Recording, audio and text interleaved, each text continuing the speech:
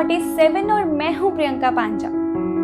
आज हम बात करेंगे एक ऐसे शख्स के बारे में जिसने राजनीति में तो अपना नाम बनाया ही है, पर जिनके अपने पन्ने, जिनके चरित्र ने सारी दुनिया के महान नेताओं को अपनी सूझबूझ का कायल कर दिया है। तो आज हम इस रिपोर्ट में बात करेंगे प्रणब मुखर्जी के बारे में, जिनकी राजनीति में गिनती सबसे विवेकशील नेताओं में होती थी।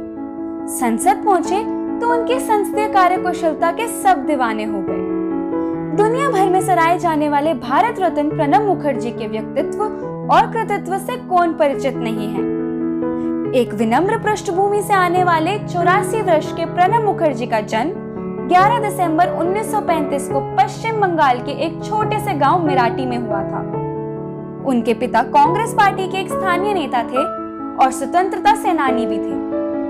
उन्होंने इतिहास और राजनीति विज्ञान में मास्टर डिग्री की और साथ ही साथ कोलकाता विश्वविद्यालय से कानून की डिग्री प्राप्त की।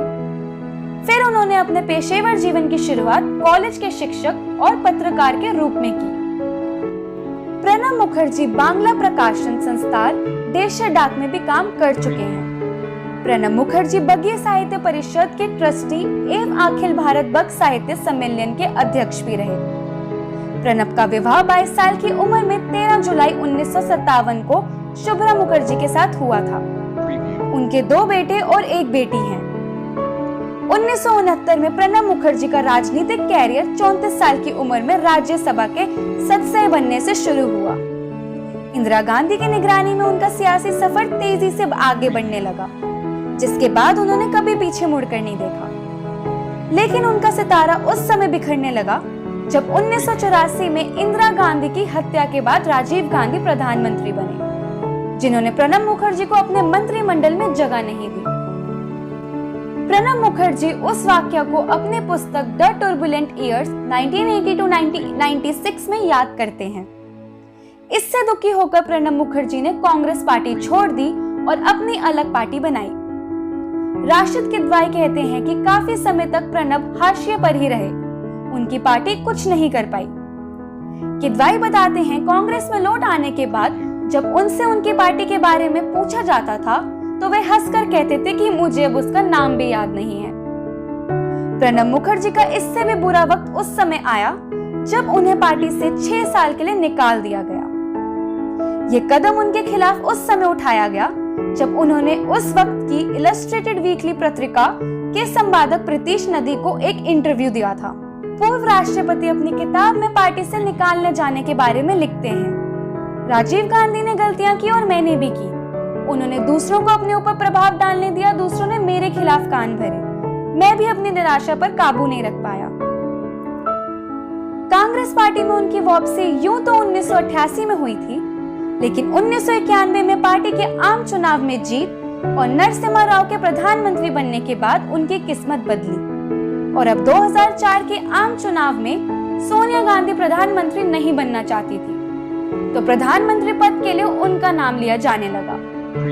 वो अपनी पुस्तक द कोलिएशन ईयर्स 1995-2012 में इस बात को स्वीकार करते हैं और कहते हैं, प्रचलित अपेक्षा ये थी कि सोनिया गांधी के मना करने के बाद मैं प्रधानमंत्री के लिए अगली पसंद बनूंगा।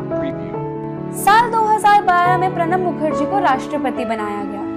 वो 2017 तक इस पद पर रहे। इस दौरान शुरुआती साल में मनमोहन सिंह और अंतिम वर्षों में नरेंद्र मोदी के साथ उन्होंने काम किया। नरेंद्र मोदी और प्रणब मुखर्जी की जोड़ी हमेशा चर्चा में रही। प्रधानमंत्री मोदी कहते हैं कि उन्हें मुखर्जी से पिता जैसा स्नेह और डांट मिलती रही है।